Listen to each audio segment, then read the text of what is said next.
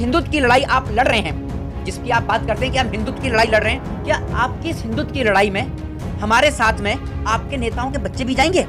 क्या हमारे साथ में किसी मस्जिद के ऊपर गृह मंत्री अमित शाह का बेटा जय शाह जाएगा?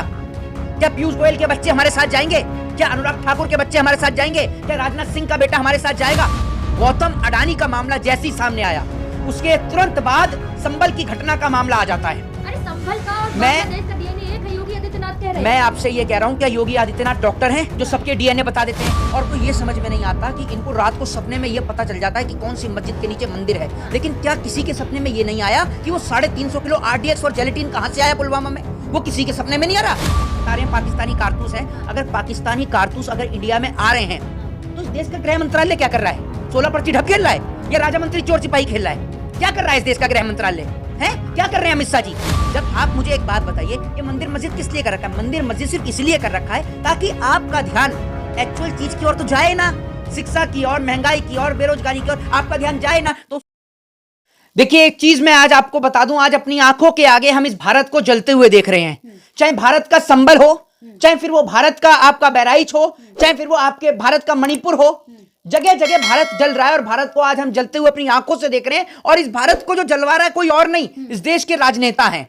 जगह जगह इस देश के अंदर कहीं ना कहीं हर जगह दंगे करवाने का काम भारतीय जनता पार्टी कर रही है। इनकी सरकार के राज में जब से ये लोग आए हैं, हर जगह मैं आपसे ये कह रहा हूं, अगर आप कहीं भी कुछ भी खुदवाएंगे इस देश के अंदर, मैं आपको बता रहा हूं, आप कहीं भी कुछ भी खुदवा दीजिए, कुछ ना कुछ तो निकलेगा ही। मैं आपसे ये कह रहा हूं, कल को अगर मैं ये कह दूं कि देश के प्रधानमंत्री नरेंद्र मोदी या देश के गृह मंत्री अमित शाह जी के घर के नीचे भगवान विष्णु का मंदिर है, तो क्या इनका घर खुदवा दोगे? कोर्ट में जाके याचिका डालें आप। मैं आपसे ये कह रहा हूं, क्या कोर्ट आज इन्हीं कामों के लिए बचा है? क्या कोर्ट सिर्फ इन्हीं याचिकाओं की सुनवाई के लिए बचा है? क्या कोर्ट के पास में जो इतने महिलाओं के साथ बलात्कार के मुकदमे चल रहे हैं, रेप के मुकदमे चल रहे हैं, कहीं किसी की हत्या के मुकदमे चल रहे हैं, चोरी डकैती लूट के मुकदमे चल रहे हैं, धोखाधड़ी के मामले चल रहे हैं, क्या उन पे कोर्ट उन पे सुनवाई नहीं करेगा? कह रहे हैं अब सही मौका आ चुका है, अब हर मस्जिद को खुदवाया जाएगा। मैं आपसे एक चीज कह रहा हूं कि सिर्फ आप इस देश के अंदर, बहुत अच्छी बात है, मैं आपसे एक बात कहता हूं कि आप हिंदुत्व की जो बात करते हैं, एक छोटा सा सवाल आपसे पूछ लेता हूं कि जिस हिंदुत्व की लड़ाई आप लड़ रहे हैं, जिसकी आप बात करते हैं कि हम हिंदुत्व की लड़ाई लड़ रहे हैं, क्या आपकी इस हिंदुत्व की लड़ाई में हमारे साथ में आपके नेताओं के बच्चे भी जाएंगे? क्या हमारे साथ में किसी मस्जिद के ऊपर गृह मंत्री अमित शाह का बेटा जय शाह जाएगा? क्या पीयूष गोयल के बच्चे हमारे साथ जाएंगे? क्या अनुराग ठाकुर के बच्चे हमारे साथ जाएंगे? क्या राजनाथ सिंह का बेटा हमारे साथ जाएगा? मैं पूछना चाहता हूं कि जिन आज आप मंदिर और मस्जिदों की बात कर रहे हो, मैं पूछना चाहता हूं कि क्या उन जगहों पर राजनेताओं के बच्चे हमारे साथ में जाएंगे? आप पीएल कोर्ट में डालेंगे कि मस्जिद बचाई जाए? मैं तो, मेरी बात सुन लीजिए, मैं तो पीआई कोर्ट में ये डालूंगा कि ये जितने जहर घोलने वाले नेता हैं, जरा कोर्ट इनसे ये पूछे कि इनके बच्चे कहां हैं। क्या इनके बच्चों ने हार्वर्ड के अंदर पढ़ने का ठेका सिर्फ इनके बच्चों ने ले लिया है? इस देश के अंदर क्या कोई गरीब का बच्चा नहीं पढ़ सकता? गरीब के बच्चे के साथ आज इतनी बर्बरता हो रही है कि कभी इलाहाबाद के अंदर बच्चों को मारा जाता है, छात्रों को, कभी बिहार के अंदर छात्रों को मारा जाता है, कई छात्रों के सर फट गए, कितनी बेरहमी के साथ मारा ये पूरे देश ने देखा। जो पुलिस आपकी और हमारी हिफाजत के लिए होती है, वो पुलिस आज हमें लाठी और डंडे से मार रही है। सबसे बड़ी बात सुन लीजिए, ये जो मंदिर और मस्जिदों का मामला उठ रहा है, आपको क्या लगता है किस लिए उठ रहा है? किस लिए उठ रहा है? जरा मुझे आप सवाल का जवाब देंगी? गौतम अडानी का मामला जैसे ही सामने आया, उसके तुरंत बाद संभल की घटना का मामला आ जाता है। अरे संभल का और बांग्लादेश का डीएनए एक है, योगी आदित्यनाथ कह रहे हैं। मैं आपसे ये कह रहा हूं, क्या योगी आदित्यनाथ डॉक्टर हैं जो सबके डीएनए बता देते हैं और वो हमारे देश के रहने वाले लोगों को बांग्लादेशी बता देते हैं? हैं? योगी आदित्यनाथ को ये समझ में आना चाहिए। और सबसे बड़ी बात ये कि अगर इस देश के अंदर बांग्लादेशी रह रहे हैं या बांग्लादेशी आ रहे हैं, तो किसकी नाकामयाबी है? किसकी नाकामयाबी है? एक एक पत्थरबाज को बख्शा नहीं जाएगा। मैं आपसे ये कह रहा हूं, अरे मेरी बात सुन लीजिए, अगर आपने इस देश के अंदर आपने क्या कर दिया, आपकी तमाम सरकार के राज में तमाम दंगे हुए, गुजरात दंगों के अपराधियों के साथ आपने क्या कर दिया, आपने बहराइच के अपराधियों के साथ क्या कर दिया। लेकिन आप ये सोच के देखो, वो अनूप चौधरी जो वहां संभल के अंदर जो ऑफिसर था, वो ये कह रहा है कि हम मरने के लिए तो भर्ती नहीं हुए, तो मारने के लिए भर्ती हुआ। अरे जब पत्थर फेंकेंगे तो जान बचा के भागेंगे। मैं उनसे ये पूछना चाहता हूं, अरे मेरी बात सुन लीजिए, उनसे मैं ये पूछना चाहता हूं कि अगर कहीं पर धारा 144 यानी 144 अगर कहीं पर लगती है, तो 144 का मतलब क्या है? अगर आप एक अधिकारी हैं और आप 144 का मतलब नहीं जानते, तो आपको अपनी कुर्सी को छोड़ देना चाहिए। धारा 144 का मतलब है कि कहीं अगर धारा 144 लगी है तो वहां 4 से ज्यादा लोगों की अनुमति नहीं है, ये मैं आपको बता दूं। लेकिन वहां पर धारा 144 लगने के बाद भी कुछ लोग वहां पर नारेबाजी करते हैं। आपसे रंजिश जिसके का कारण मामला है, आप राजनीतिक रूप ना दें, मेरी आपसे बात रंजिश सुन लीजिए। पहली बार वहां पर सर्वे हुआ, पहली बार वहां पर सर्वे हुआ और आपने कहा कि आपसी रंजिश। हाँ। एक बात मुझे बताइए, पुलिस एक कह रही है, मिनट मैंने मेरी बात सुन लीजिए, एक बात आप मुझे बताइए, इनको अधिकारी कौन बना देता है? किसने इनको पुलिस में भर्ती किया है? और ये कोर्ट में जाके बोल के दिखाए कि आपसी रंजिश।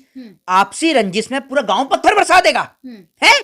आपसी रंजिश में पूरा आपको गांव कोई पत्थर। मारेगा, अब आपको, आप खुद एक एडवोकेट, आपको कोई अगर मेरे मारेगा तो आपके सारे दोस्त नहीं आएंगे मैं आपसे ये कह रहा हूं, एक बात आप मुझे बताइए, अगर आपसी रंजिश है हाँ। और एक गांव के दो लोगों के बीच में है, हाँ। तो जितना गांव के लोग मुझे जानते हैं तो आपको भी जानते होंगे। सीधी सी बात है, ये तो है नहीं कि पूरा गांव इकट्ठा होकर आके पथराव करने लग जाएगा। जिन लोगों ने और पत्थर फेंके, मैं आदित्यनाथ कह रहे हैं मेरी गाँव बात में। तो सुन लीजिए, पोस्टर तो आप उनके भी जरा लगवा दीजिए जो बहराइच की जो ऑडियो वायरल हुई थी। इन्होंने अपनी कुर्सी के लिए बहराइच में रामगोपाल मिश्रा को शिकार बनवाया। बहराइच के अंदर रामगोपाल मिश्रा की हत्या हो जाती है, संभल के अंदर नईम कैफ की हत्या हो जाती है। मैं पूछना चाहता हूं कि संभल में जो 5 लोग मरे, बहराइच में जो रामगोपाल मिश्रा मरा, उनकी हत्या का जिम्मेदार कौन? योगी आदित्यनाथ का लाइन ऑर्डर है, सबको इंसाफ मिलेगा। एक मेरी बात सुन लीजिए, वो योगी आदित्यनाथ जो जहां जहां चुनाव होते हैं वहां बंदर की तरह कूद कूद के जगह जगह चुनाव प्रचार करने पहुंच जाते हैं। हाँ। अपना प्रदेश इनसे संभलता नहीं है। और जहां जहां इन्होंने प्रचार करा वहां भट्टा बैठाल दिया बीजेपी का। झारखंड चुनाव प्रचार करने गए थे, एक और वो खड़ा था हेमंत बिस्वा शर्मा, एक और ये खड़े थे, लुटिया डुबा दी पूरी। अयोध्या हार गए, अयोध्या नहीं दिख रहा है इन्हें, अयोध्या हार गए वो नहीं दिख रहा है इन्हें। और सबको पता है कि ये जो उत्तर प्रदेश के अंदर 6 सीटों पर जो चुनाव हुआ था, उसका जो री इलेक्शन हुआ, कैसे आप जीते हो। आप बिना बेईमानी के आप एक पंचायत का चुनाव नहीं जीत सकते। और मैं आपसे कहता हूं, अपने आप को उत्तर प्रदेश का इतना बड़ा लीडर समझते हो ना, हिंदुओं का इतना बड़ा रहनुमा समझते हो, तो गोरखपुर छोड़ के कहीं और लड़ लो। रोहित शर्मा, 2000 से ज्यादा मस्जिदें हैं जिनकी अब सर्वे होगी।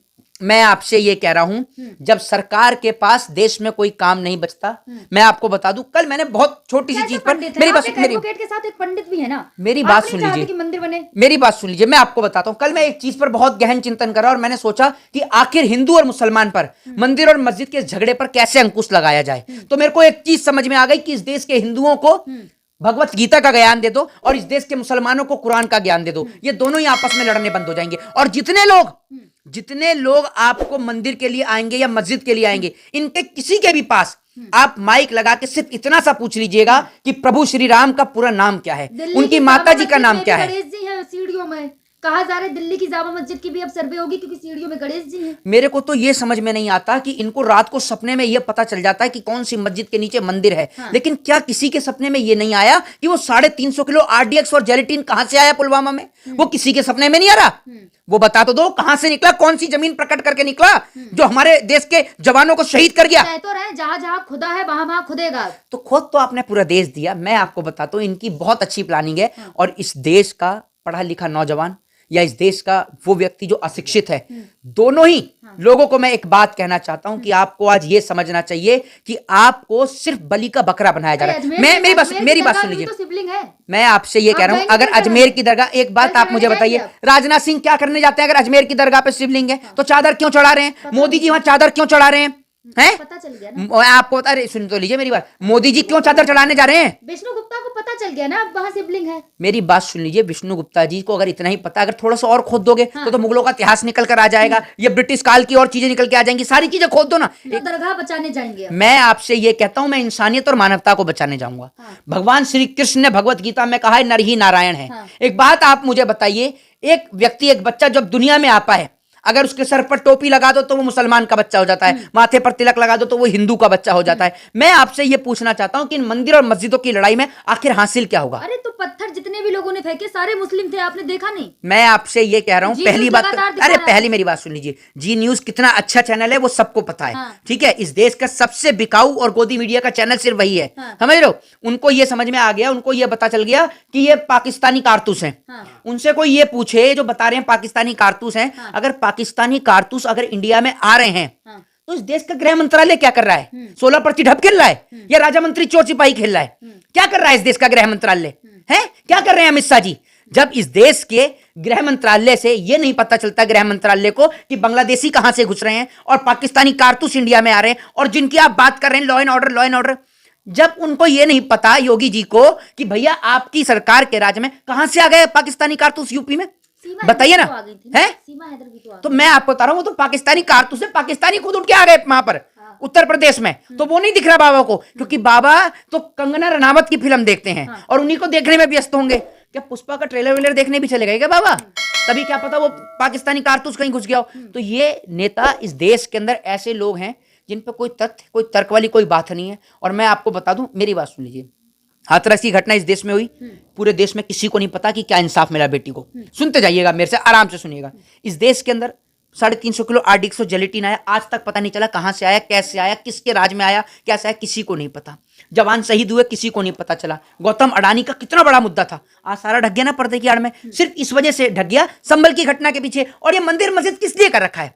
आप मुझे एक बात बताइए, ये मंदिर मस्जिद किस लिए कर रखा है? मंदिर मस्जिद सिर्फ इसलिए कर रखा है ताकि आपका ध्यान एक्चुअल चीज की ओर तो जाए ना, शिक्षा की और, महंगाई की और, बेरोजगारी की ओर आपका ध्यान जाए ना। तो उसको हटाने का सबसे बढ़िया तरीका हिंदू मुसलमान कराते रहो, इन्हें लड़ाते रहो, यही काम सरकार कर रही है।